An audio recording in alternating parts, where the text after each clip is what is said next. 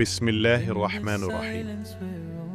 നമ്മൾ പലപ്പോഴും പറയുന്നു ശൈത്താനാണ് കാരണം, പരിസ്ഥിതിയാണ് കാരണം.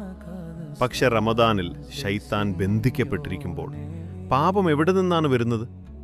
അല്ലാഹു ഖുർആനിൽ പറയുന്നു, വമാ ഉബർരിഉ നഫ്സി ഇന്ന നഫ്സ ലഅമ്മാറത്തും ബിസ്സൂഇ ഇല്ലാ മാ റഹിമ റബ്ബി ഇന്ന റബ്ബി ഗഫൂറുർ റഹീം. അതർത്ഥം, നിന്റെ ഉള്ളിലെ സ്വഭാവം നിനക്ക് എളുപ്പം ഇഷ്ടപ്പെടുന്നതിലേക്കാണ് നയിക്കുന്നത്. Comfort, sleep, desire, anger. നഫ്സ് ഡിസിപ്ലിൻ ഇഷ്ടപ്പെടുന്നില്ല. അണ്ടർസ്റ്റാൻഡിംഗ് ദ നഫ്സ്.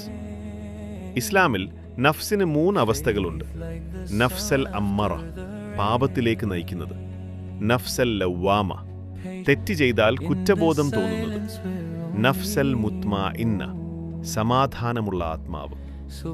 റമദാൻ നമുക്ക് ഈ 3ാമത്തെ നിലയിലേക്ക് എത്താൻ സഹായിക്കുന്നു. Practical control plan. ഇപ്പോൾ പ്രായോഗികമായി നോക്കരുത്. ഇഷ്ടപ്പെടുന്നു, ഡിലേ ഡിസയർ. നഫ്സ് അടിയന്തുമ്പോൾ അതിന്റെ ശക്തി കുറയും. Step 2, replace the action. ഒരു മോശം ശീലം മാറ്റാൻ അതിനുള്ള പകരം വേണം. ബാക്ക് ബൈറ്റിംഗ് മുതൽ ദിക്ർ സ്ക്രോളിംഗ് വരെ ഖുർആൻ. ആംഗർ മുതൽ സൈലൻസ് വരെ. Step 3, reduce exposure. നിന്നെ തെറ്റിലേക്ക് നയിക്കുന്ന ആപ്പ്, കോൺവെർസേഷൻ, എൻവയറൺമെന്റ് കുറയ്ക്കുക. Control environment to control behaviour. റമദാൻ കോണ്ടെക്സ്റ്റ്. റമദാൻ എന്താണ്?